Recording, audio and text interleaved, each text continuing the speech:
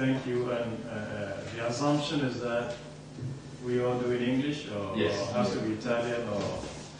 No, English is basic. English is a basic one. Yeah. Okay. Okay. First, I suppose I want to thank you for. I want to thank you for the. To begin with, I think I want to thank you for the invitation. I want to thank you for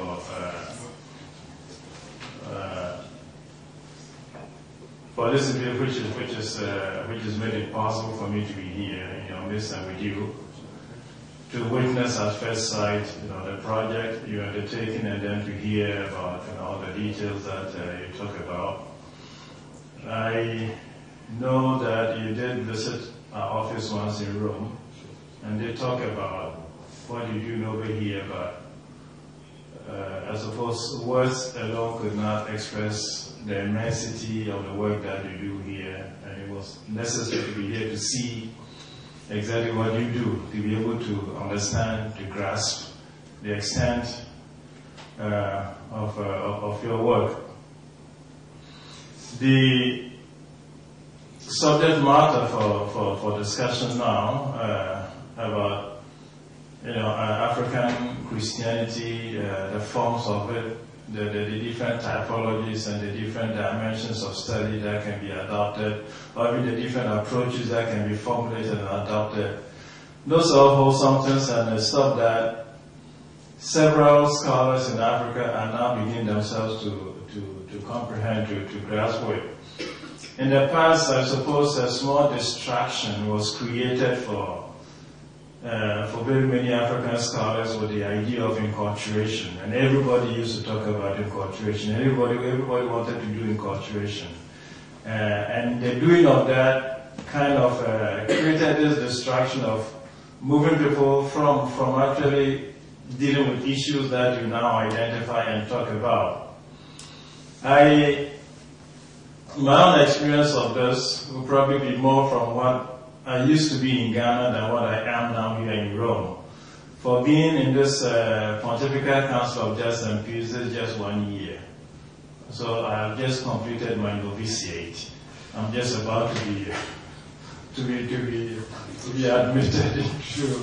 So it's just 1 year, and until before I came to Rome to work in this dicastery, although I used to be a member of the council, but it didn't involve me, very deeply in the business of the council, and so from observations, the observations that I can share from this side of the desk will be very minimal. It's an experience that I'm still picking up, but probably more from the years I was in Ghana and from what I used to do over there.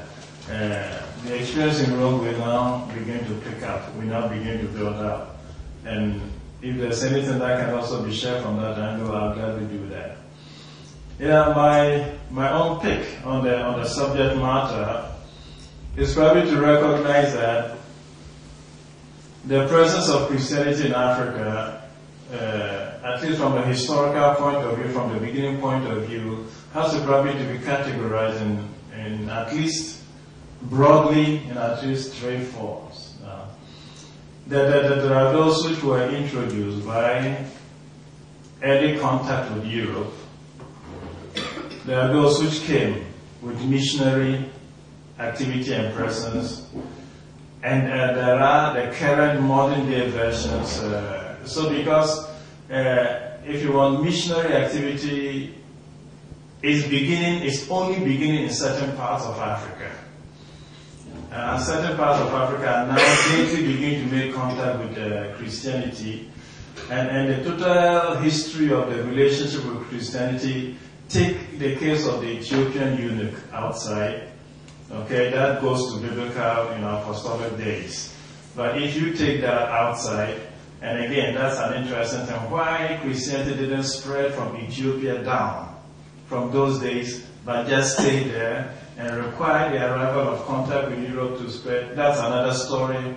Anybody can study and want to talk about. Because the Acts of the Apostle tells us about this encounter with the Ethiopian eunuch. which started an early Christian community in Ethiopia and along the top valley of the Nile. But why, for some reason, it didn't go beyond, because the Nile went down through Ethiopia into Uganda and all of that.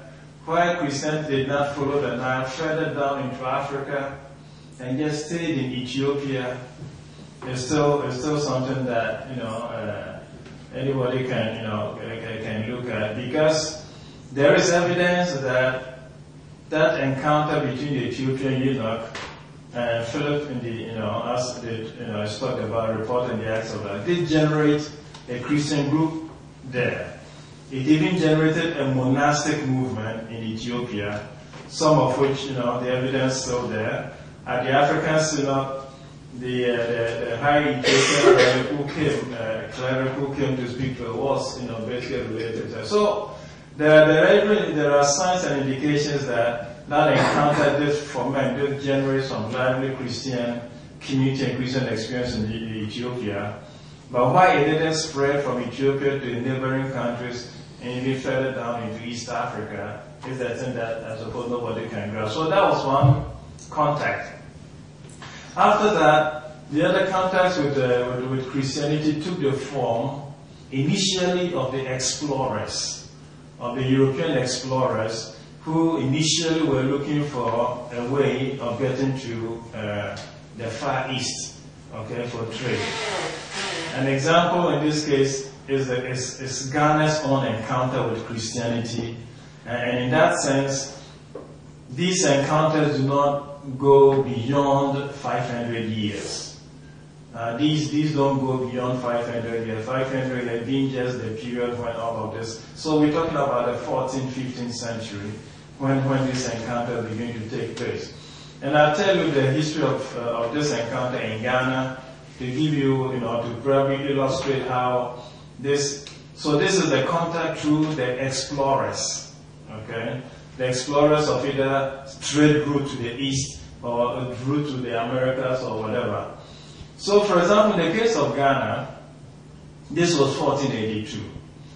And the story was that the Portuguese were trying to, sailing towards the east.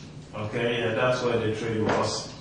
And at a certain point, they ran out of fresh water on deck in the boats. So they decided to sail close to land to find out where a river entered the sea, because they believed that wherever you had a river, you had fresh water. So when they, as they did that, they saw one river enter the sea in a part of present-day Ghana, and they came close. And then, with that close contact, something that we subsequently have been calling silent trade began. And that was that these European Portuguese, sailors, not knowing how friendly the local population was, they met each other initially in hiding. It was like, hide and seek type of thing. So to cut their friend, they came from their boat and put some gift on the coast, and then went back into the boat to see what the reaction would be. And the story was that the locals came, looked at whatever it was, finding it attractive, they would take and then also put something. So that's what they call a silent trade. That was the initial contact. So from that, from that initial contact, the Portuguese, the locals ended up bringing a lot of gold dust. And the Portuguese asked where they found it, or they got it, and they said it's all over. The whole place was full of it. So the Portuguese trip to the Far East ended there. Okay, and from that contact, the Portuguese then settled on the coast, built some kind of a trading post, which we have now begun to call castles on the coast of, in this case, in Ghana. And then started some presence there. So the castle remaining in Ghana to this day is from 1482. And that was started by the Portuguese as a result of this, finding discovery of gold or finding gold in Ghana. And so having decided to say, so this was not a missionary endeavor. It was, if you want, simple slave, whatever, people trading or sailors finding some route to the east who, came there by chance. But what had happened was that the sailors were accompanied by chaplains. And the chaplains who accompanied the sailors ventured outside the castles to make contact with the local population. And then, from that contact, some basic form of evangelization began. So in the case of Cape Coast, in the case of Ghana, this place was called Elmina. The Elmina is a Portuguese word for the mine, okay? Because they found gold there. So Elmina, the mine, and the mine was gold. Okay, they haven't found gold there, and that is the name of the town to today. So they built a castle there. The chaplains went outside the castle, made contacts, and then started some kind of local Christianizing mission. And from that, the chief with some of his courtiers were baptized, and they built a small wooden church. This is in 1503. Okay, out there, and we may say that in the case of Ghana, for example, that was the first contact with Christianity. And it wasn't a contact through missionaries, it was a contact through sailors, okay, merchants, who, so happened to have been there for another reason, but the chaplain among them did some evangelization work. Now, because it wasn't the work of missionaries and was a contact through merchants and sailors, it suffered the destiny of anything like that. Because just as the Portuguese had come looking for treasures and stuff like that, other European countries followed. So after the Portuguese had been there a short while, Holland also followed. And Holland, the Dutch. So they followed and then engaged the Portuguese in a fight over the ownership of the castle and eventually defeated the Portuguese and threw them into Brazil. Okay, and they took over the castles. So the Dutch were not particularly Catholic in this case, and the Portuguese were. So the Portuguese have started a whole lot of traditions which later on will become very interesting, because in the case of Ghana, real missionary work began only in 1880. So that's when a real missionary group came to Ghana. So when the Portuguese St. Anthony devotion had been introduced, the praying of the Rosary had been introduced, Santa Maria, Mater Dei, Ora pro nobis, and all of that. But when the Dutch defeated the Portuguese and took over, since the Dutch were more Calvinists than Catholic, everything that the Portuguese did was wiped out. And it appeared as if when the Portuguese saw that defeat was imminent, they told the local people to carry things to safety. So those who could carry a statue of St. Anthony carried it into safety. And with the passage of time, the real nature of that statue was lost, and that statue, wherever it was carried to safety, exists today in Ghana, but it has now become a shrine, a fetish. And the name is no more St. Anthony, the name is Nana Antuna. So Anthony has been, if you want, corrupted, and the Catholic connections of the statue is lost. Just that if you go to the shrine of the statue, they will start to tell a story, but the story gets nebulous. It's just that their ancestors or their forefathers kept this over here and told them to keep it. So it's become a shrine, whatever, but it goes back to the Portuguese day, and apparently when the Dutch where defeated the Portuguese and asked them to take it. Whoever got statue took it, whoever got incense took it. So people took things into hiding. But in any case, this town, which used to be small Catholic development, now became Dutch. And Dutch brought Calvinism. Catholicism was wiped out. And this village, since then were, Calvinist type of stuff, which their tradition is now still kept in that same town or village by the Methodist Church. Okay, as those who took over. So, the Dutch remained there till, again, everything happened in Europe had effect. Till here in Europe there was a fight between England and Holland. The Anglo-Dutch War. Okay? As a result of the Anglo-Dutch War, since the Dutch lost to England, as part of the settlement of the Anglo-Dutch War, Holland handed over its property down there to England. And so the English now took over what the Dutch had. And then this small trading post now fell into the possession of the English. And so the English took possession of this trading post or this castle. And as you know, with the coming of the English, things now became Anglicanism and Methodism. Okay, so this was 1638. So from 1638, the contact at least between Ghana and Christianity was the form of Methodism and Anglicanism. Okay, pushed through the castles.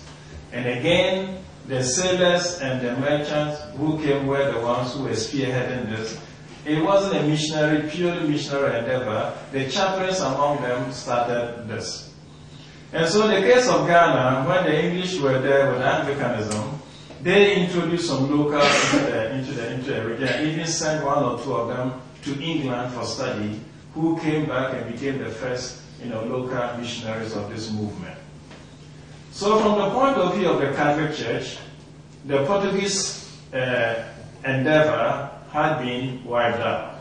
So Catholic Church did not exist in Gold Coast or Ghana till 1880, when a British barrister of law who was working in Nigeria visited Ghana and then recognized that Methodism, Anglicanism was all over, but Catholic Church was not there. So he sent an article to this magazine, which is still around, called The Tablet. Okay, The Tablet is a magazine probably, okay? So he sent an article to The Tablet saying that there is one place where the English is in charge of affairs and all of that and that, but the Catholic Church is still absent. And that letter had a wide circulation to the point that it got to Rome, to the Congregation for Propagation of Faith, Propaganda Fidei, and they commissioned the SMA, the Society for African Missions, to begin the first missionary work as a Catholic group in Ghana. And this was 1880.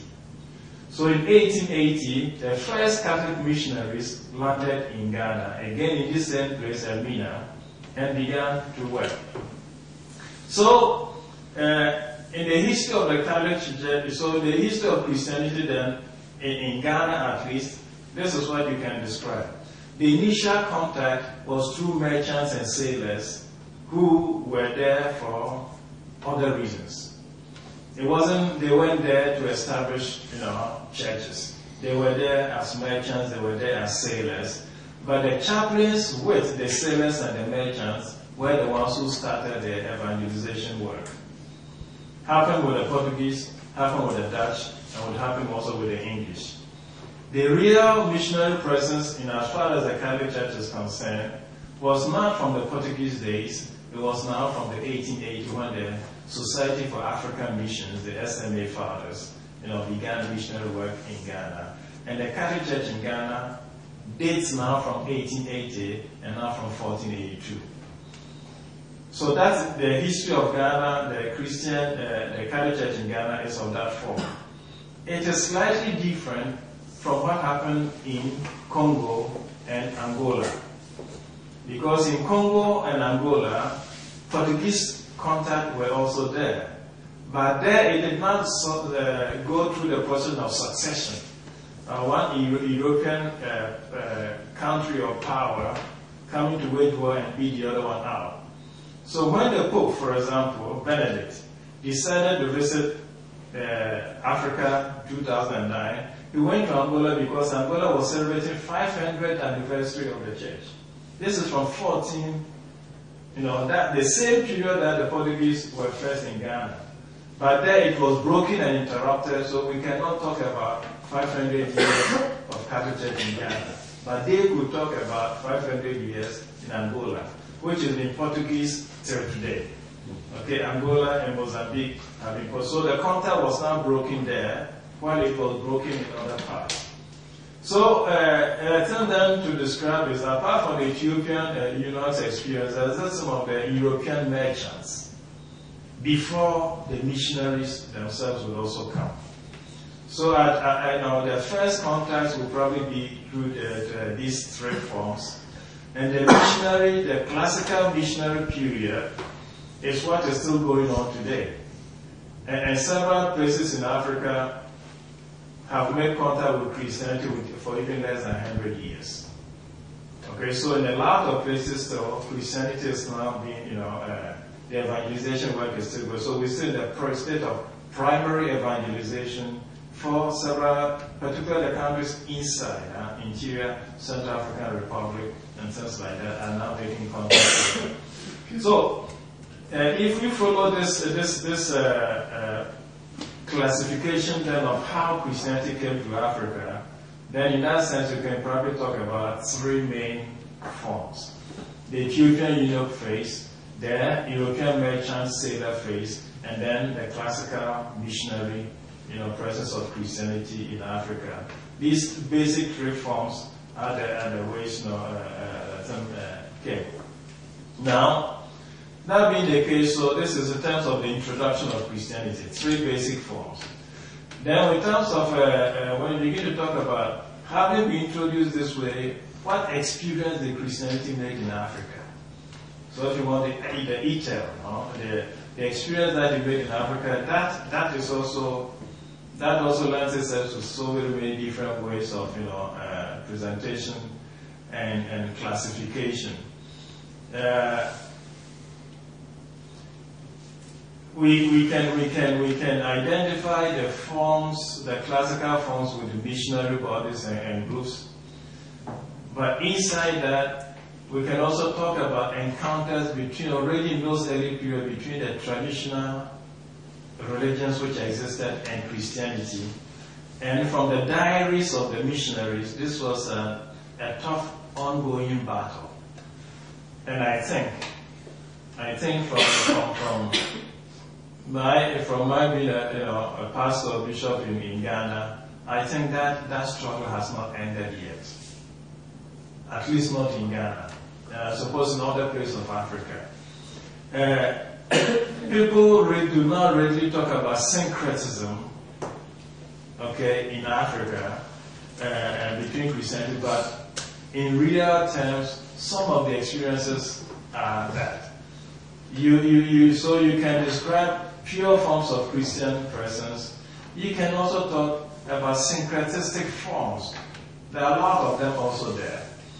And then you can talk about the encounter with traditional religion, which has also led to a traditional form of religion with a thin spread, a veneer of Christianity on top of it. Okay, that also does exist. So this has led me in several times in situations when people talk about Africa is the future of the church. I say be careful.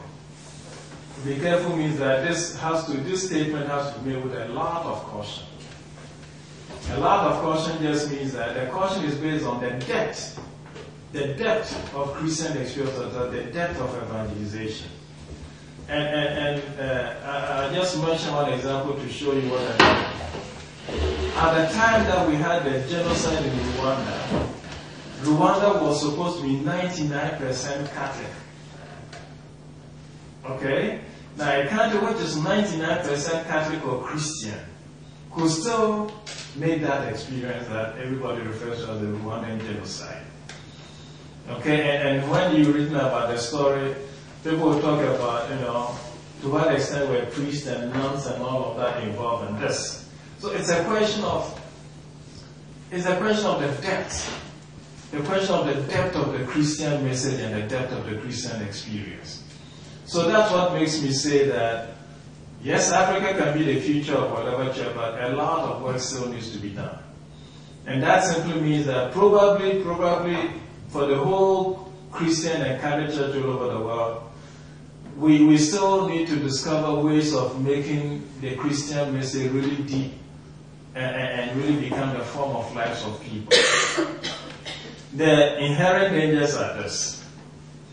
When you come to a community which was a traditional religion practicing group, whatever they worship, whether it was fetish, idol, or whatever, the thing to recognize is that that idol or that fetish is generated and giving forms to all the various expressions of forms of life in the community. The festivals, the celebrations, the farming method. All of it is woven around that. When a missionary comes and in evangelizing or doing missionary work succeeds in changing the fetish, removing the idol and planting Christian cross or Christian whatever, without taking the trouble to go to the extent of replacing this idol or whatever thing in the different forms of culture and whatever type of thing, yes, you brought people an experience of Christ and the Bible and all of that, but the forms of life, the cultural the derivations of this traditional religion in the lives of people have not yet been addressed. So you have a situation where, yes, you find people attend Mass, you find people in churches and gospel and all of that, but the lifestyle itself may well be completely different from what you call gospel values or Christian values or Christian whatever. And so that's one thing that we need to address. So in terms of the experience made, we can describe situations where people did really open up to the gospel message and, if you want, were radically deeply evangelized. And that will be maybe a small group of it. The bulk and the majority of cases will be people who have made the experience of the Christianity, know about it, have adopted certain forms are deriving from it, but who still retain and maintain certain traditional practices and forms of worship. You have a lot of that. And then you have those who have keeping the traditional form of worship, imported something of Christianity to give it a veneer. If people look down on the traditional religion and call it idolatry or fetish and all of that, people have found ways of dealing with it. So some thin structure of the gospel and the Christianity is put on top of it, but essentially the core is still the same traditional type of worship. And there's a lot of it that exists. And this is still, we're not yet talking about the Pentecostals and evangelicals. But we do have we have something that we call independent African churches. And the independent African churches are essentially of this category. If you want syncretistic, a mixture of both of them, they have a very big following because they really appeal to people, and they have a big following.